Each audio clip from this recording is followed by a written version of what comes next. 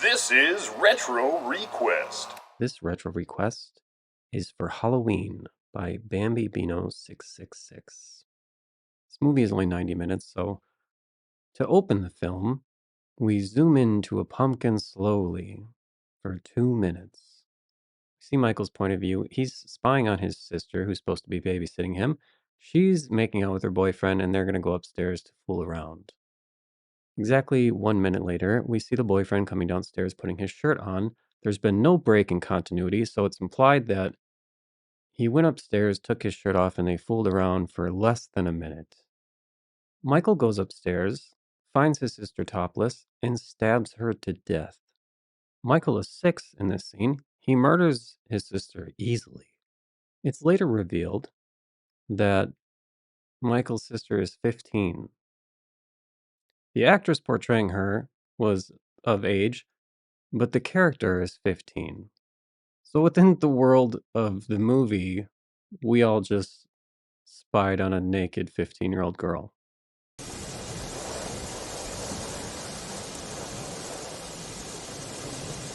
We see a nurse driving with Michael's doctor. They're going to pick him up.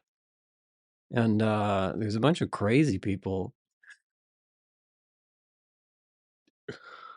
And then they see a bunch of mental patients walking around outside at night in the rain. They pull up to the hospital. The doctor tells her to stop and wait. He gets out and goes to check the gate for some reason. Michael climbs up onto the top of the car and she rolls the window down, as if she doesn't know that there's a bunch of mental patients walking around outside.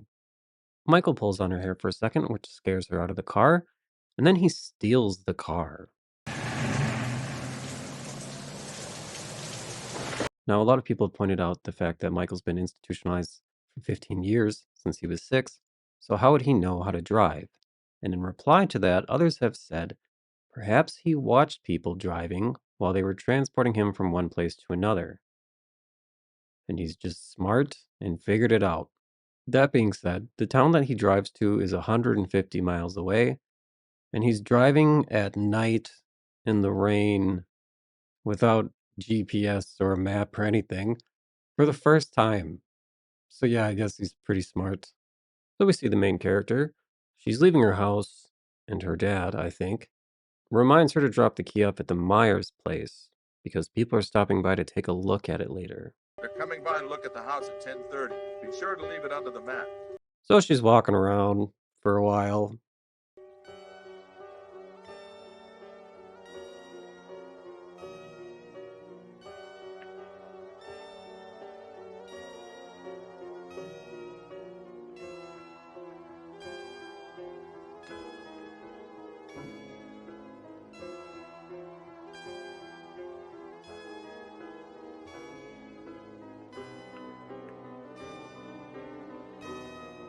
And then she runs into Tommy, who she's going to babysit later. And they walk around for a while. Better hurry up. Walking so slowly. My dad asked me, why? I have to drop off the key. Why? He's gonna sell a house. Why? Because that's his job.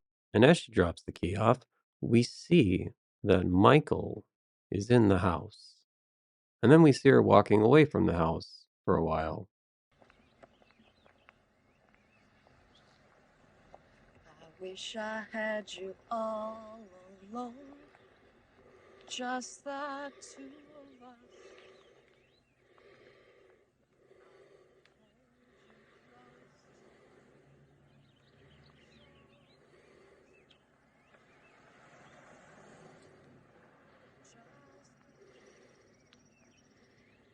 Back to Michael's doctor at the mental hospital, walking out of there with the guy who I think runs it. Sam Haddonfield is 150 miles away from here. Now, for God's sakes, he can't drive a car. He was doing very well last night. And we see him pull out of a handicap spot. And I don't know. I don't think he's handicapped. Cut back to Lorie in school. She sees Michael standing outside, standing in broad daylight next to the car that he stole. Teacher asks her a question. She answers it. She looks back out the window. He's gone. Cut back to Michael's doctor. He's calling the police from a payphone while he's on his way to Haddonfield. He tells them, Michael is coming there. I know he is because I know him. And if you don't do anything about it, it's your funeral. Then he hangs up on them. I'm his doctor. You must be ready for him. If you don't, it's your funeral. Just by sheer coincidence and luck, the doctor sees a truck that's been driven off the road. He finds the white garments that the mental patients would be wearing. The camera pans over and we see there's a dead guy in the grass that the doctor didn't find because he didn't look around at all. So I guess this answers the question of where Michael got his overalls. Even though I don't think anyone was wondering. And later we find out he broke into a hardware store, which is where he got everything else. So I don't know why he couldn't have just gotten the overalls there. But this is where he got them. And unfortunately for the dead guy, the doctor didn't call the police back and report the obvious crime scene. Just leaves. So back to the school, Lorie is walking with her friends, Linda and Annie, and they're talking about boys and the dance tomorrow just to establish who all the characters are and their relationships. And they walk around for a while.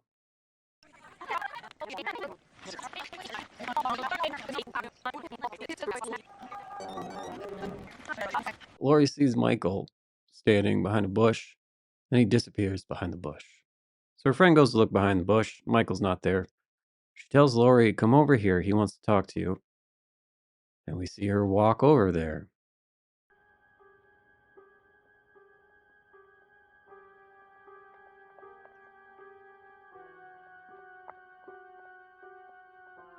And he's not there. So after they walk past her friend's house and her friend goes home, Lorie keeps walking by herself. She bumps into her friend's dad, who is the sheriff, who's also walking. He tells her it's Halloween, even though there's no decorations or anything to suggest that it is. After he tells her that, he goes home. She keeps walking. Lorie gets home, goes into her room, and she's going to close her window when she sees Michael outside. She never looks away. I don't think she even blinks, but he suddenly disappears. She lays down and she says to herself, just calm down. This is ridiculous. Calm down. It's ridiculous. I don't know if she thinks she's seeing things and that's what's ridiculous, or if she thinks having a masked stalker is ridiculous. So then we see her walking down the sidewalk some more.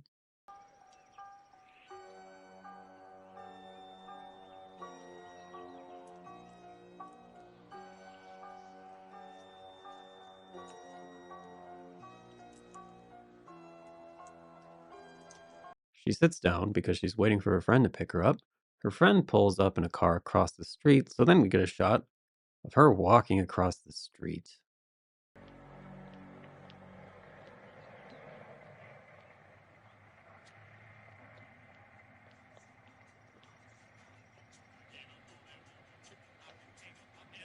They're driving around in the car, smoking weed. The girl driving sees her dad, who is the sheriff. My dad! Get rid of this! And I guess for some reason she has to stop and roll her window down and talk to her dad. I don't know why she can't just not do that, but she does. Hi, Dad. What happened? What? Her dad is investigating a break-in at the hardware store. He tells his daughter that he thinks it was kids because all they stole was a Halloween mask, some rope, and some knives. The alarm is going off in the background, but then it stops. Aren't you gonna be late? Huh? I said, aren't you gonna be late? We know Michael's been wearing the mask for a good part of the day, so I don't know when the break-in happened. If it was in the morning, if it was overnight, but the alarm's been going off for a fucking while. Got back to Lorie and her friend. They're talking about the same shit that they were talking about earlier when they were walking around, but now they're driving around. And then we see Michael following them. Michael sees Lorie get dropped off, but instead of following her, girl that he's been following all day. He decides to follow her friend to the house that she's babysitting at. The next scene is the sheriff pulling up to the Myers house with Dr. Loomis. And the doctor's plan is to wait at Michael's house for Michael to return home and catch him then. I spent 8 years trying to reach him, and then another 7 trying to keep him locked up because I realized that what was living behind that boy's eyes was purely and simply evil. I'll check back in an hour.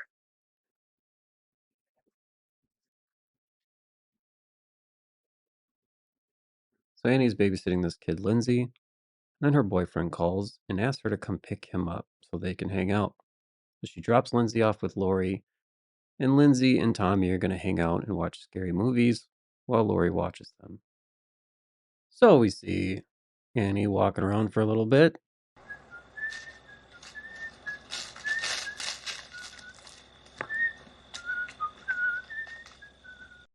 The car is locked. She doesn't have the keys. So then she starts walking around some more.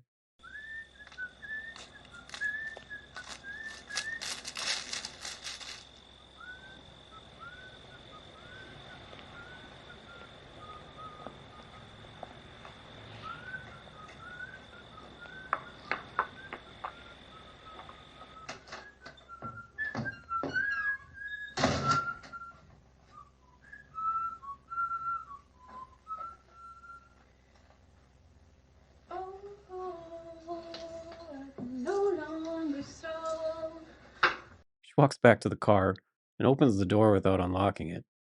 Michael's in the back seat of the car and strangles her to death.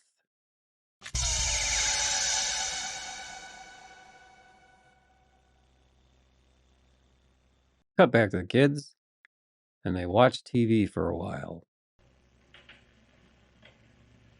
Attention. Captain to crew, stand by to reverse polarity.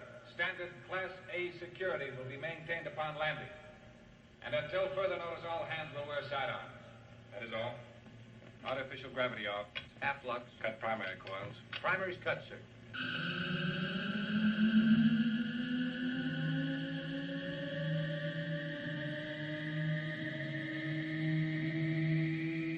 So then we cut to the house that Annie's supposed to be babysitting at. Linda, their friend from earlier, pulls up with her boyfriend Bob. Their plan is to use this house to fool around. Linda goes over this plan and says, First we go inside, right? Then we'll just talk a little. And then Annie will distract Lindsay. That's when we go upstairs to the first bedroom on the left. You got it? Bob says, Okay, first I rip your clothes off.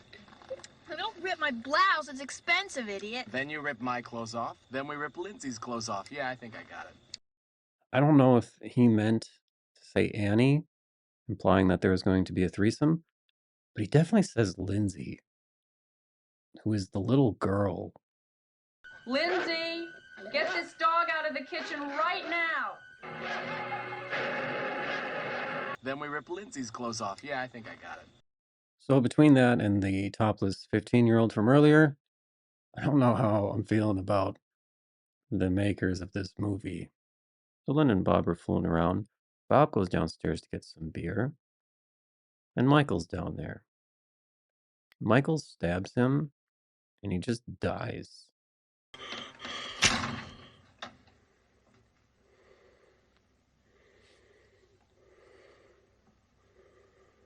Michael goes upstairs, dressed as a ghost.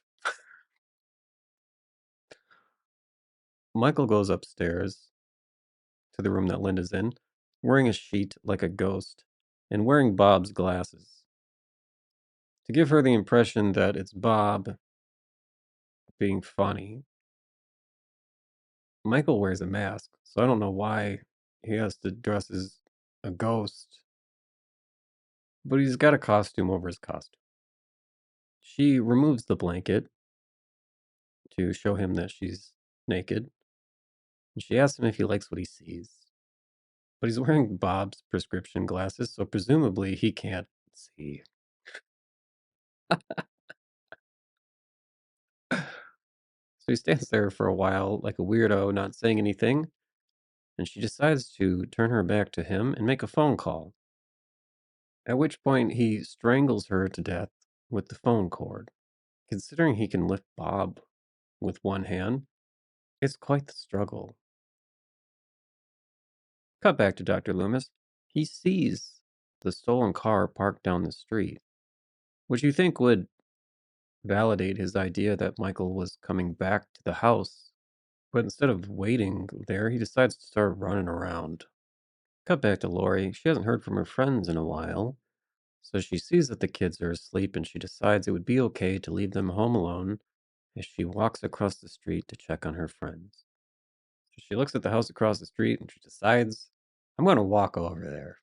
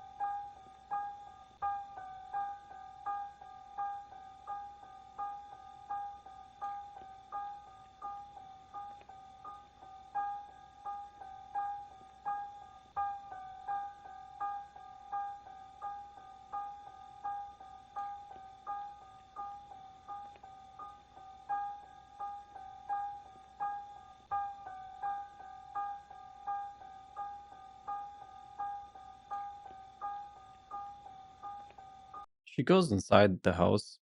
She starts looking around without turning any of the lights on. She goes upstairs and she finds Annie dead in front of Judith Meyer's tombstone. I guess this is some kind of shrine, but who knows why. Instead of getting the hell out of there, she just kind of hangs out by a wall, crying. And Michael, who's been waiting to shoot his shot all day, is standing in the dark next to her with a knife. And he tries to stab her, and he misses. She runs to the neighbor's house, knocks on the door, is yelling and screaming, "Help me, please." They turn the front light on, look out the window at her, and then turn the light off. So her next idea is to lead Michael to the house where the children are. So Lorie gets in the house just in time. She picks up the phone, and the lines have been cut. For a guy that's been dead silent in an institution for 15 years, cutting the phone lines was pretty quick thinking. So just as Lorie finds a knitting needle, Michael pops up from behind a couch and tries to stab her again. And he misses. So she stabs him in the neck with the knitting needle, and he just drops dead. She doesn't really make any effort to get the fuck out of there, and she just leaves his giant knife. Cut to the doctor walking around. The sheriff pulls up and says, I went to the Myers house. Where were you? Where were you? I went to the Myers house. I found the car. He's here. Where? He's 3 blocks down. You go around the back of the houses. I'll watch the front. Go on! Completely abandoning his plan to wait at Michael's house, which still seems like the right move. But he's not doing it. Lorie goes upstairs to get the kids. Michael comes walking up the stairs. He's still alive. She locks the kids in some room and she goes and hides in a closet. Michael knows that she's in there somehow, starts breaking through the door. She grabs a hanger and stabs him in the eye, and he drops his knife. She picks up his knife, she stabs him in the chest one time, and he drops dead again.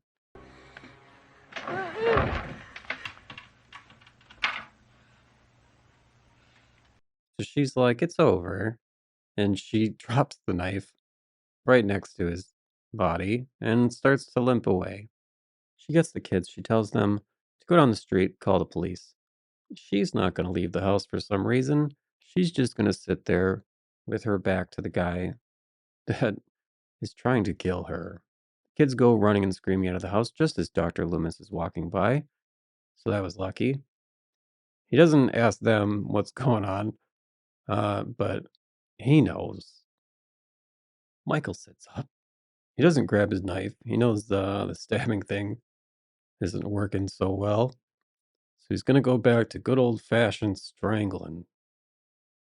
Just then the doctor's coming up the stairs and he starts blasting. I know Michael was struggling with Lorie, but besides murdering his sister when he was 6 years old, the doctor doesn't really know that he's murdered a bunch of people and is going to murder Lorie. It's just kind of a hunch. He pursues Michael into the bedroom, sees that he's still standing there alive, and doesn't say anything. Just starts murdering him. He shoots Michael out of the window. Michael drops dead again. The doctor goes to check on Michael, and he's not there. So that's not good. And that's how the movie ends.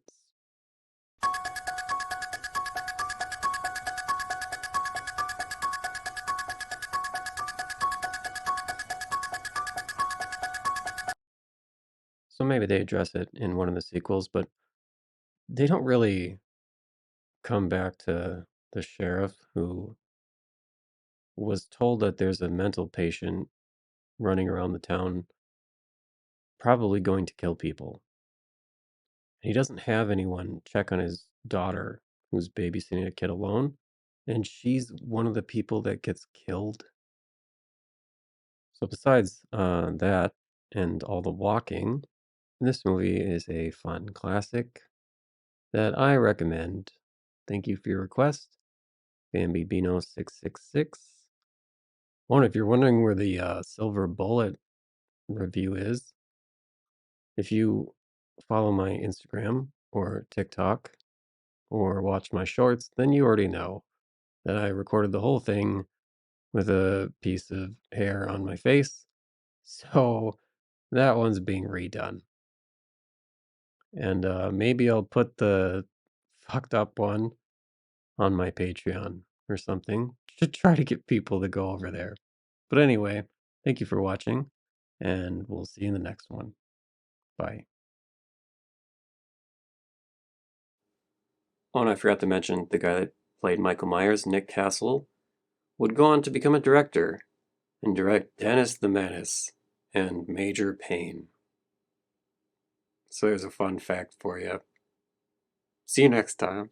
If you guys are enjoying the content, make sure you guys hit that like button, subscribe, and comment. This is Fitzy_2K on X. Message me for any voice work details.